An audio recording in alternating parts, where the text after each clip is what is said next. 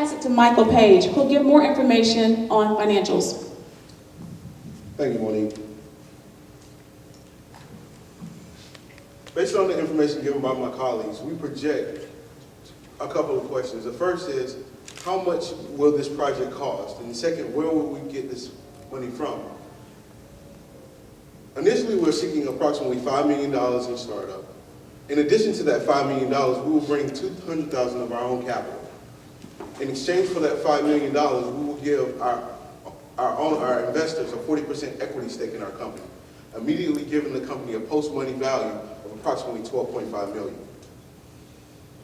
With that $5.2 million, most of it will be used towards working capital. The remainder will be used towards product design and development, tooling for that actual product, and initial product marketing. This chart displays our 5-year projected revenue and revenue growth percentages, as well as our various incomes and income growth percentages.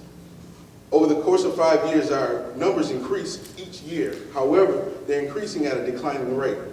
But despite that declining rate, our gross profit, operating income, and net income growth percentages still outweigh our revenue growth percentages, which signals that our company has a very firm control over its costs. This is also evidenced in our gross profit margin, which increases every year over the 5-year period. This chart displays our costs as a percentage of our revenues. Over the 5-year period, our costs decrease each year. That's due to primarily 2 reasons. The first is because our company grows, and when our company grows, our buying power grows as well. In addition, the parts that go to our product are a commodity. In year 2, we project to break even at $8.4 million, which is approximately 2,000 units, half of what we project to sell that year. But the most important part is, how do we intend to reward our investors for their belief in our product and vision? We researched IPOs and a possibility of a licensing venture. But the best way to do it at this point in time is strategic sale of our company. Industry companies such as Rainbird, Toro, and Hunter are aggressively fighting to capture market share to compete with the larger companies such as Netafim and Agrifin. And in order to do that, they're acquiring smaller companies such as ourselves.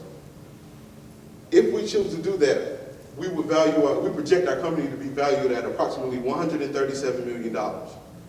We arrived at that value using a very, very conservative price-earnings multiple of 10, in an industry where the price-earnings multiple range anywhere from 15 to 18. Based on that price-earnings multiple, we arrived at an EBITDA multiple of 6, in an industry where the EBITDA range is anywhere from 10 to 13. With that $137 million and our investors' 40% stake in that company, it will give them an 11 times cash-on-cash return, turning their $5 million investment into a profitable $55 million. Thank you, and I'll hand it back over to our CEO, President David Fox. Thank you, Michael. That $55 million and 11 times cash on cash is looking pretty good right about now. And because of that, I'm sure all of you just have one question in mind, and that is, to who do you write your checks to? And that's So-and-So Incorporated. Thank you very much. Take your questions. Kind of a couple of operation questions. I'm in the process of building as we speak, and I've gone through the building process before.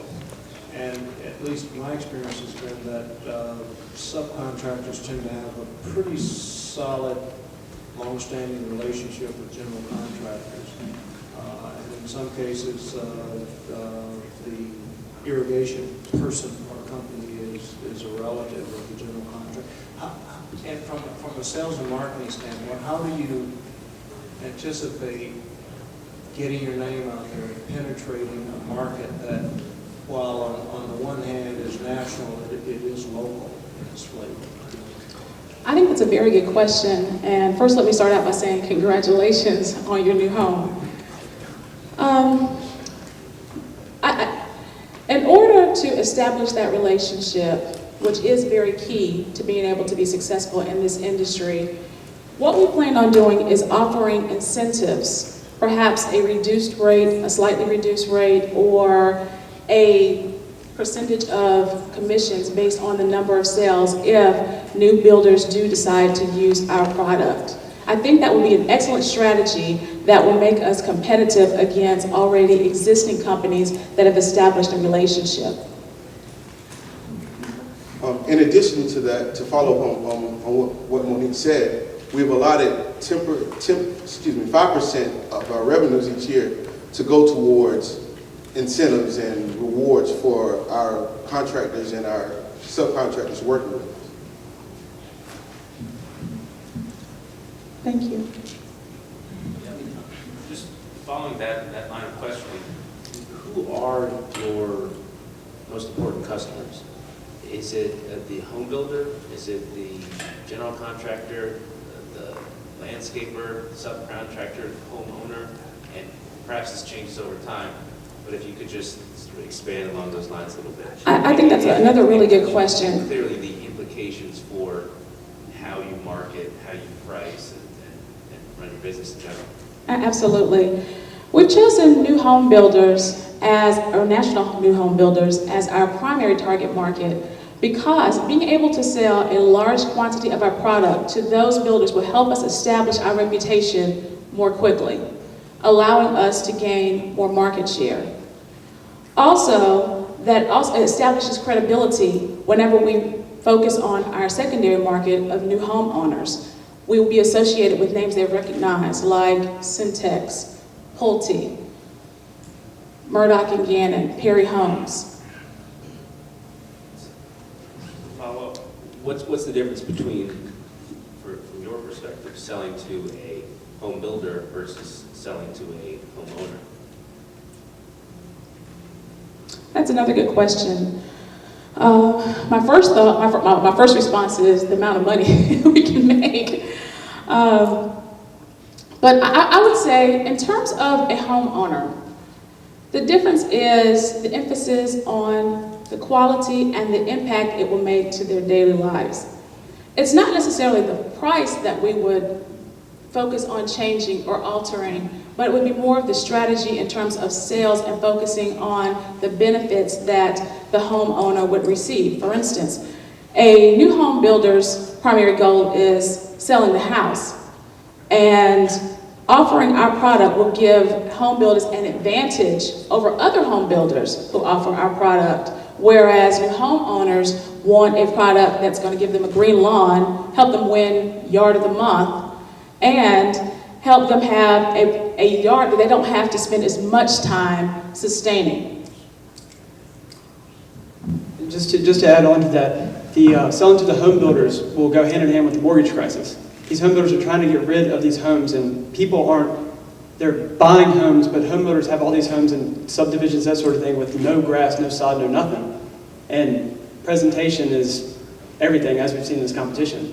So they put this sod down. They don't put the sod down because it dies, because they're not allowed to water because of the water restrictions. So they're trying to sell the home with no grass, no amenities, no nothing. So we're trying to add value to their home so they can sell it more quickly. If that answers your question.